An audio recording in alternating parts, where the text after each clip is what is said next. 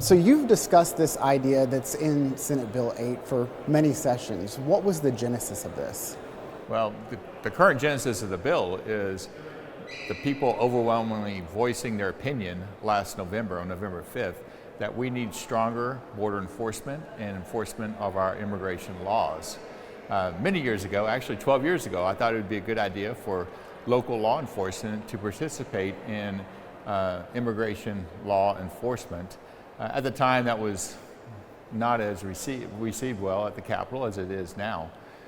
The ICE program that is being discussed, the 287G program, is a partnership between local law enforcement and federal ICE in the identification and detainment of criminal aliens. People overwhelmingly saw the policies of an open border and how it affects communities, and they overwhelmingly want stronger enforcement of criminal aliens to make sure they are identified, detained, prosecuted, and deported. In your opinion, why is right now a good time to get this bill through the legislature? Well, we have a federal partner that is willing to assist and promote this program. We have a border that is porous up until the time Trump took office, and now obviously illegal immigration has receded tremendously, but it is still vitally important that local law enforcement agencies, in this case sheriff departments and municipal departments, have the ability to partner with a willing partner, federal ICE. And in this case, this bill would mandate that sheriff's departments in counties of 100,000 or more participate in the 287G program. So the bill has gone through the committee process now. How has it been received from what you've seen from stakeholders so far? I think it's well received. I think the Sheriff's Association is supportive. The citizens want stronger illegal immigration enforcement.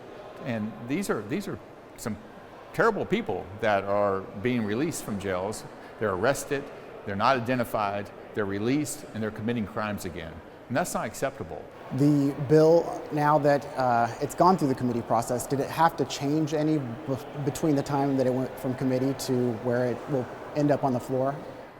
There will be some minor changes regarding if sheriffs that do not participate, how they could be held accountable. But in general, the bill is in the same form that it was there in committee. There's also, I would note, a grant program for counties that are 1 million or less to defray any costs associated with their participation in the 287G partnership with ICE. Yeah, it seemed like that was one of the biggest concerns we heard from sheriffs that were in the hearing.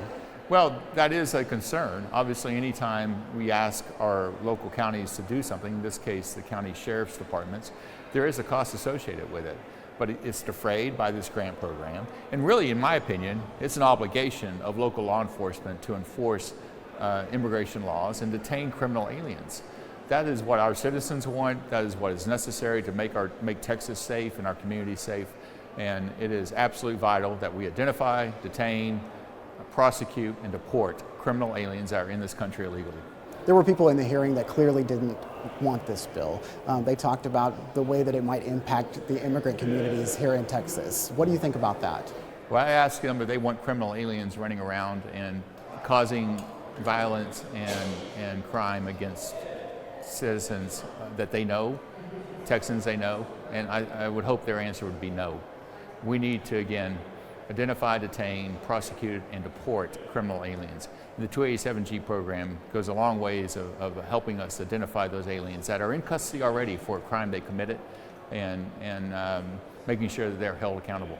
And the other models in 287G, like the task force model, that goes out and actively... Task force model, the jail detention model, and the warrant officer model. There are different ways to participate.